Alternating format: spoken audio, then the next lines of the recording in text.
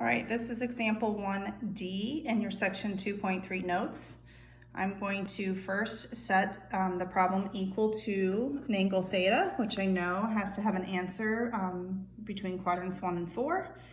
I'm going to take the sine of both sides to cancel out sine inverse.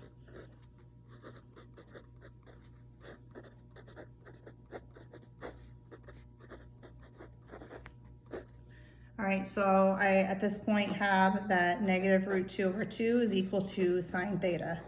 Okay, so this should remind us of one of our special values. We know that the sine is positive in quadrant 1 and negative in quadrant 4. So I'm going to be finding a value in quadrant 4.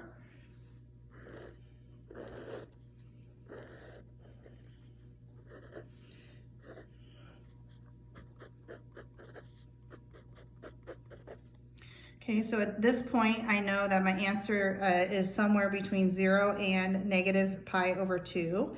Okay, I want to fill in the sides of the triangle based on the value that I got from my equation. So this should remind us of a 45-degree triangle. All right, so if I look at this to kind of double check, I know that that's the sine of theta. If I go by my triangle, would be negative 1 over root 2, which if it's rationalized, it is exactly this. Okay, so I have the right value here. Okay, so now I know that theta is a negative angle, and I have to think what reference angle is here. Well, this comes from our 45-degree triangle. Okay, but it's a negative rotation, so it's definitely going to be negative 45 degrees. And since my answer has to be between 0 and negative pi over 2, I want to make sure that my answer is in radians.